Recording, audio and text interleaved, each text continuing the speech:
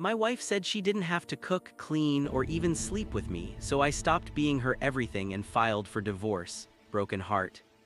My wife said I don't have to cook, clean, or even sleep with you, so I showed her what life looks like when she was no longer my priority.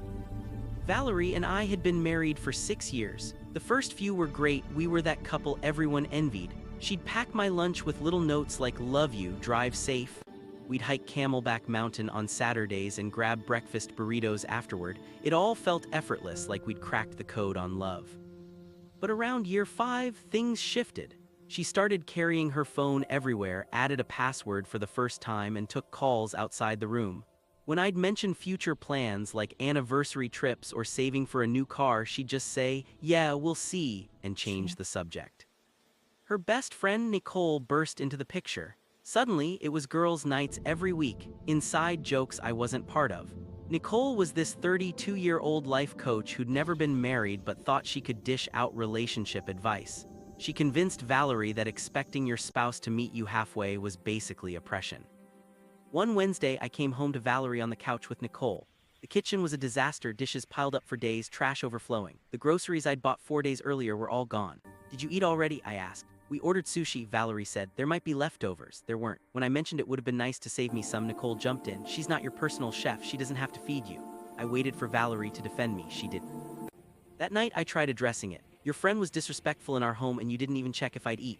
Valerie sat up annoyed. "You're a grown man, you can feed yourself, that's not the point, you expect too much. You want me to cook for you, clean for you, check in like you're a child." Then she dropped it. "I don't have to cook, clean, or even sleep with you. That's not what marriage is about. That's not my job. Your needs are your problem." I stared, waiting for her to take it back.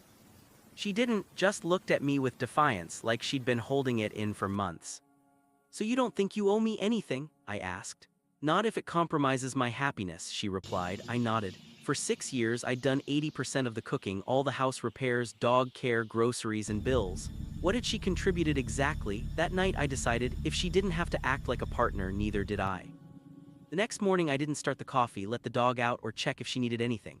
I just left for work at 6:30 a.m. She texted asking if I'd handled the dog. I replied, "I'm at work, you're home." That afternoon I bought 1 week's groceries for one person. I cooked enough for exactly one. "You're really not making me any?" she asked. "You said cooking isn't your job, guess it's not mine either." She ordered delivery. I washed my single plate, fork, and pan, left everything else where it was. Over the next 2 weeks, the house fell apart. The bathroom sink stopped draining, a kitchen cabinet came loose. Before, I'd fix it all, now I only fix the guest bathroom I started using. "The sink's barely draining," she said. "That sucks, are you going to fix it?"